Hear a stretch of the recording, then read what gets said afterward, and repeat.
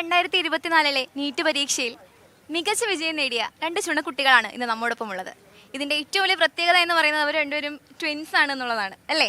അപ്പോൾ ഒരേ ഹോസ്റ്റലിൽ ഒരേ റൂമിൽ ഒരേ ക്ലാസ്സിൽ പഠിച്ചിട്ട് അതും ട്വിൻസ് ആണ് അവർ നല്ല മികച്ച ഒരു വിജയം നേടിയിട്ടുണ്ട്. അപ്പോൾ അങ്ങനെ ഒരു കൗതുകകരമായ വാർത്തയുമായിട്ടാണ് ഇന്ന് ഞാൻ നിങ്ങളുടെ മുന്നിലേക്ക് എത്തുന്നത്. അപ്പോൾ നമുക്ക് ആദ്യം അവരുടെ വിശേഷങ്ങൾ, അവരുടെ പേരെന്താണ് എന്നുള്ള കാര്യങ്ങളൊക്കെ നമുക്കൊന്ന് ചോദിക്കാം.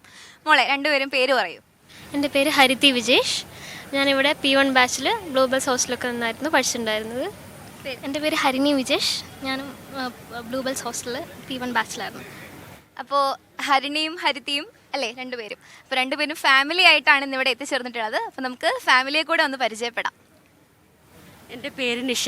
ഞാൻ ഒരു ഹയർ സെക്കൻഡറി സ്കൂളിൽ ഇംഗ്ലീഷിൻ്റെ ടീച്ചറായിട്ട് വർക്ക് ചെയ്യുന്നു. ഗ്രാൻഡ് ഫാദറാണ്, എക്സ് എയർഫോഴ്സ് ആണ്. വിജേഷ് പേര്, ഹയർ സെക്കൻഡറി സ്കൂൾ അധ്യാപകനാണ്. കല്യാണിക്കുട്ടി റിട്ടയർഡ് അധ്യാപികയാണ്, മക്കളുടെ അമ്മമ്മ.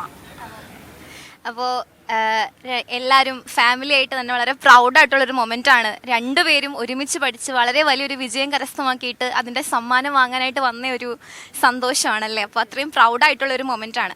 അപ്പോൾ നിങ്ങളോടാണ് ചോദിക്കാനുള്ളത്. അപ്പോൾ ഇപ്പം ഡോക്ടർ ആവണം എന്നുള്ളൊരു ആഗ്രഹം ഉള്ളതുകൊണ്ടായിരിക്കുമല്ലോ ഇങ്ങോട്ട് വന്നത്. അപ്പോൾ എന്ന് മുതലാണ് ഇങ്ങനെ ഒരു ആഗ്രഹം ഉണ്ടായത്? ഡോക്ടർ ആവണം എന്നുള്ളൊരു ആഗ്രഹമൊക്കെ എന്ന് മുതലാണ് ഉണ്ടാവുന്നത്? എനിക്ക് തോന്നുന്നത് ഒരു 10ാം ക്ലാസ്സൊക്കെ അതിന് ശേഷമേ തോന്നിയിട്ടുള്ളൂ. കാരണം ബയോളജി ഇഷ്ടമായിരുന്നു. അങ്ങനെയാണ് പിന്നെ ബ്രില്യൻ്റ് റെസിഡൻഷ്യൽ കോഴ്സിനെ പറ്റി അറിയുന്നതും അതിൽ ചേർന്നതും. പിന്നീട് റിപ്പീറ്റർ കോഴ്സിലും കൂടി ജോയിൻ ചെയ്യേണ്ടി വന്നു. അങ്ങനെ അപ്പോൾ നമ്മൾ റെസിഡൻഷ്യൽ പഠിച്ചിട്ടുണ്ട്, പിന്നെ റിപ്പീറ്റും ചെയ്തിട്ടുണ്ട് അല്ലേ.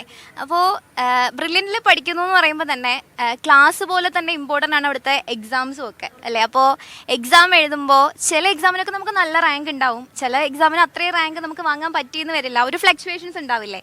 അപ്പോൾ അങ്ങനെയുള്ള ഒരു സ്ട്രെസ്സൊക്കെ വരുന്ന സമയത്ത് അതിനെ നിങ്ങൾ എങ്ങനെയാണ് മാനേജ് ചെയ്യുന്നത്? നിങ്ങൾ ഒരുമിച്ചാണോ?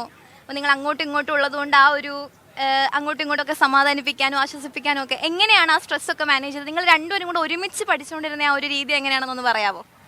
ഞങ്ങൾക്ക് രണ്ടുപേർക്കും സ്ട്രെസ് ഉണ്ടാവാറുണ്ട്. അപ്പോൾ അങ്ങോട്ട് തമ്മിൽ എപ്പോഴും സമാധാനിപ്പിച്ച് അങ്ങനെ പോവായിരുന്നു മുന്നോട്ട്. നല്ലൊരു ജേണി ആയിരുന്നു ബ്രില്യൻ്റെ കൂടെ. നമുക്ക് അച്ഛനോടും അമ്മയോടും ചോദിക്കാം എങ്ങനെ ഉണ്ടായിരുന്നു. അപ്പോൾ അവർ രണ്ടുപേരും ഒരുമിച്ച് ഇവിടെ വന്നു, ഒരു ക്ലാസ്സിൽ പഠിച്ചു, ഒരു ഹോസ്റ്റലായിരുന്നു, ഒരു റൂമിലായിരുന്നു. അപ്പോൾ എങ്ങനെയാണ് അവർ പഠിക്കാനൊക്കെ? നിങ്ങൾക്ക് അങ്ങനെ പഠിക്കുന്നൊക്കെ പറയേണ്ടി വന്നിട്ടുണ്ടോ, അതോ എങ്ങനെയായിരുന്നു?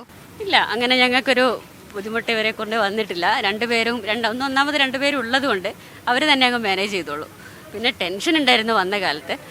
മാർക്കൊക്കെ ഇങ്ങനെ കയറും ഇറങ്ങും അങ്ങനെയാകുമ്പോൾ ഭയങ്കര ടെൻഷൻ. പക്ഷെ ഞങ്ങൾ ടെൻഷൻ എടുപ്പിക്കാറില്ല.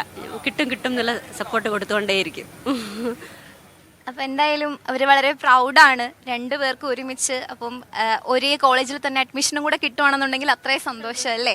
അപ്പോൾ എന്തായാലും ഇതുവരെ പഠിച്ചു വന്നതുപോലെ തന്നെ ഒരുമിച്ച് ഇനിയുള്ള വിജയങ്ങളും ഇതുപോലെ തന്നെ ഇനിയുള്ള എക്സാമുകളിലാണെങ്കിലും അതുപോലെ ഇനിയുള്ള ജീവിതത്തിലെ മറ്റെന്ത് കാര്യങ്ങളിലാണെങ്കിലും ഇതുപോലെ ഒരുമിച്ച് വിജയം ഉണ്ടാവട്ടെ എന്ന് ആശംസിക്കുകയാണ്. All the best. എൻട്രൻസ് സംബന്ധമായ വാർത്തകളും അപ്ഡേഷനുകളും ഏറ്റവും വേഗം ആധികാരികമായി അറിയാൻ ബ്രില്യൻറ്റ് സ്റ്റഡി സെന്റർ പാല യൂട്യൂബ് ചാനൽ സബ്സ്ക്രൈബ് ചെയ്യുക. ബെൽ ഐക്കൺ അമർത്തുക. ഈ വീഡിയോ മറ്റു സുഹൃത്തുക്കളിലേക്ക് മാക്സിമം ഷെയർ ചെയ്യുക.